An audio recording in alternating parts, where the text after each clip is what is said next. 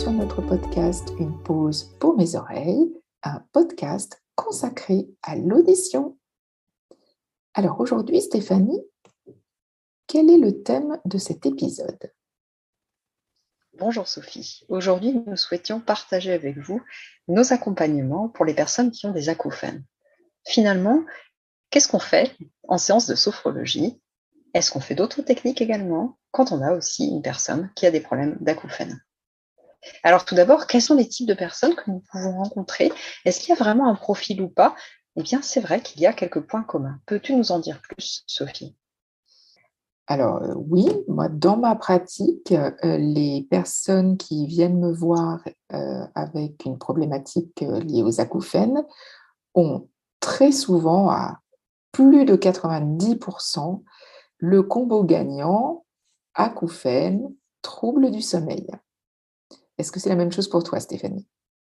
Oui, tout à fait. On s'est rendu compte, très rapidement en échangeant toutes les 2, puis avec d'autres collègues, que vraiment le mot-clé du sommeil, c'était très important quand on échangeait avec, les clients dès le départ.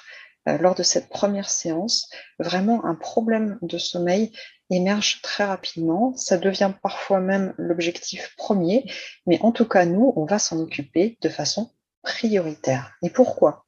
Parce que quand on a des problèmes de sommeil, toutes les perceptions sont troublées, toutes les problématiques sont amplifiées, le cerveau n'arrive plus à gérer, à discriminer, et avec la douleur, c'est exactement la même chose, et les acouphènes font partie d'un classement dans la douleur chronique. Donc, très important de permettre la récupération, mais aussi de permettre, donc ça c'est pour la journée, de permettre que les nuits soient plus apaisées. Tout à fait. Alors ça casse vraiment un cercle vicieux, je crois. Ah bah oui, moi, c'est le premier axe de travail que j'ai. Après, on a souvent aussi une problématique liée à l'anxiété. Mais j'ai des acouphènes, ça va durer combien de temps? Est-ce que, ça va diminuer? Comment je vais faire pour, supporter? Ça c'est très, très souvent lié. Donc on traite ces problématiques, ensemble et je suis d'accord avec toi, pour moi en tout cas, très souvent, la problématique du sommeil va venir en numéro un avant même les acouphènes. Alors c'est vrai qu'on a des personnes qui, vont venir avec, une grande fatigue quand il y a ce problème de sommeil en prime. Il y a effectivement le ressenti, comme tu le notais Sophie, très justement d'anxiété, et il y a aussi parfois une colère qui s'exprime, qui se dépose et que nous allons devoir accueillir. En réalité, pour comprendre aussi et savoir où en est la personne dans son parcours, que ce soit un acouphène récent ou plus ancien, eh bien, on en propose de passer un petit test qui s'appelle le THI. Peux-tu nous en dire plus, Sophie? Oui, c'est un test qui comprend 25 questions, qui est, très souvent proposé aux personnes qui souffrent d'acouphènes et pour ces 25 questions, il est proposé 3 types de réponses: oui, parfois ou non. Ensuite, on va établir, le total des points obtenus aux réponses et on va, découvrir à quel niveau la personne, ressent son handicap lié aux acouphènes. Est-ce que c'est un handicap léger, modéré, moyen, lourd, voire invalidant? Et moi, je ne donne, d'abord, je ne suis pas personnel médical. On fait passer ce test pour avoir une idée du niveau de handicap ressenti et je ne donne jamais le résultat. On le fait passer en première séance et à la fin des séances, avec, la personne qu'on aura suivie, je refais passer le test et là, ce qui est très intéressant, c'est de voir la différence de ressenti et très souvent, donc il y a 5 niveaux de perception. Très souvent, on obtient 2 niveaux de moins.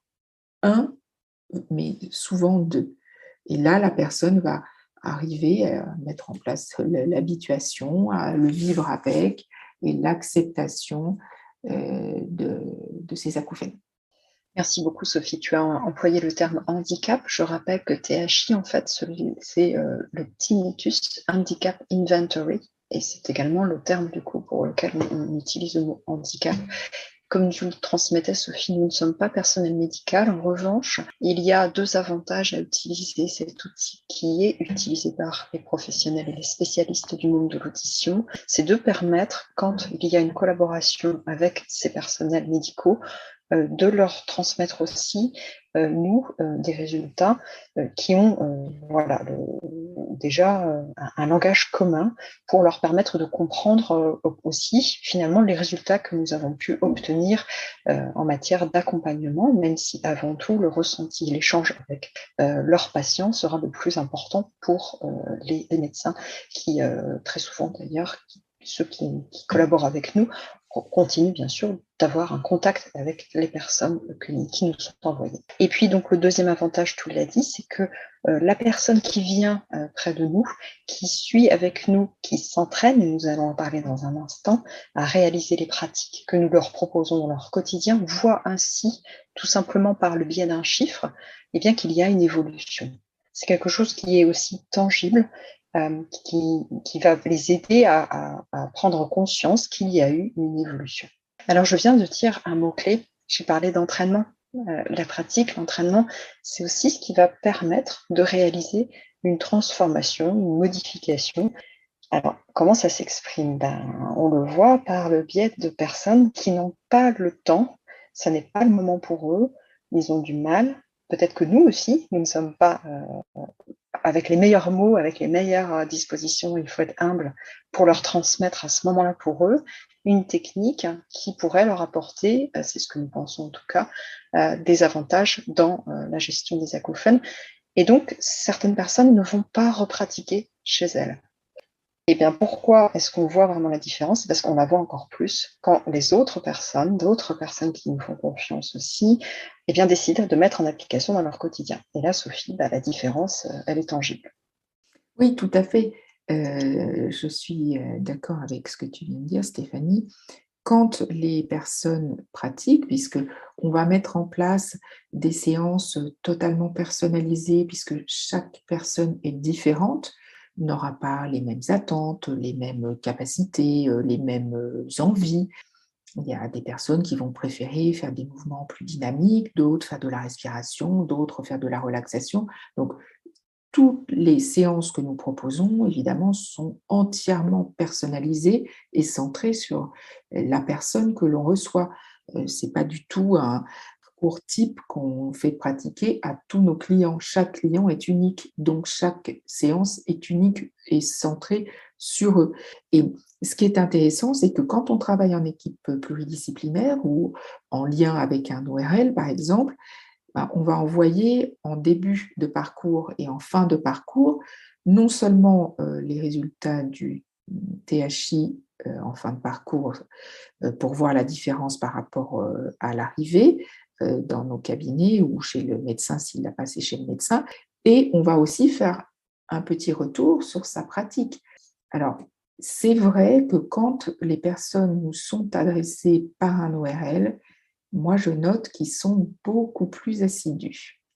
Quand ils viennent de leur propre initiative ou poussés par des proches, il arrive, ce n'est pas toujours le cas, mais que la pratique soit moins régulière. Et là, je rebondis sur ce que Stéphanie disait, les résultats seront moins perceptibles. Tout à fait, Sophie. Et j'aime beaucoup le fait que tu insistes sur ce côté, c'est vraiment du taillé sur mesure. Pourquoi? Parce que ça, on en parle avec d'autres collègues sophrologues qui accueillent tout type de demandes, hein, pas seulement sur l'audition. Eh bien, on arrive avec peut-être des idées, des tendances, surtout si on connaît déjà la personne, mais en réalité, la personne vient avec qui elle est, ce qu'elle a vécu, et nous percevons quelque chose de différent qui est le besoin du jour. Donc, tout en ayant à cœur de transmettre une progression, des outils et des pratiques qui ont pour nous une logique dans le cadre de l'accompagnement pour l'audition, eh bien, il y a vraiment cette adaptabilité qu'il est complètement nécessaire d'avoir s'il y a justement une modification extrême, parce que la vie, elle est changeante.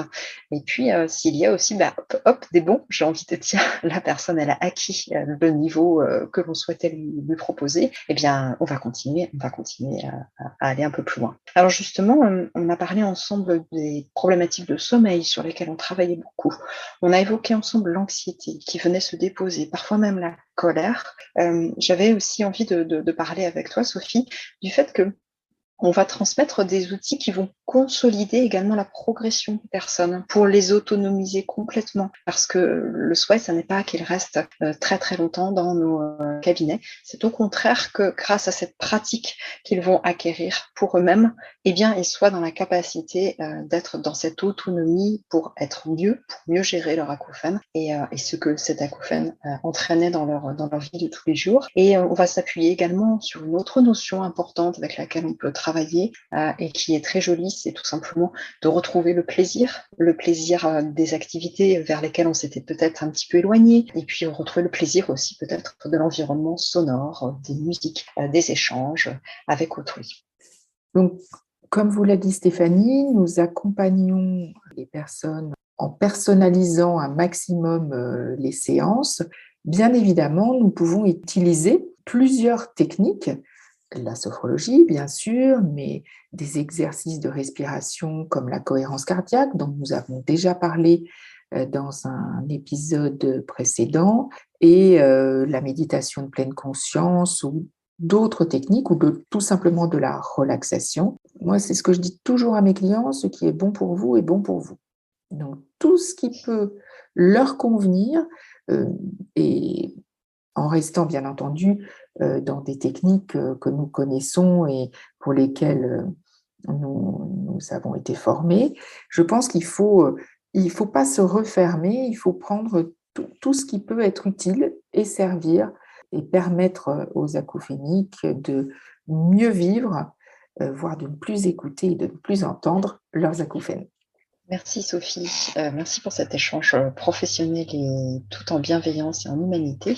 Et d'ailleurs, nous parlions aussi ensemble du fait que lorsque peut-être les personnes ne pratiquent pas ou ne semblent pas rencontrer notre technique, eh bien il s'avère que parfois nous avons des nouvelles quelque temps après. Comme quoi, il y a toujours des petites graines qui peuvent germer aussi et peut-être prendre d'autres formes, aller vers d'autres techniques qui leur correspondaient mieux, mais nous avons été aussi sur le chemin. Alors pour poursuivre le chemin de notre podcast, avec grand plaisir vous retrouver la semaine prochaine. D'ici là, n'hésitez pas à vous abonner sur toutes vos plateformes préférées ou bien sur YouTube.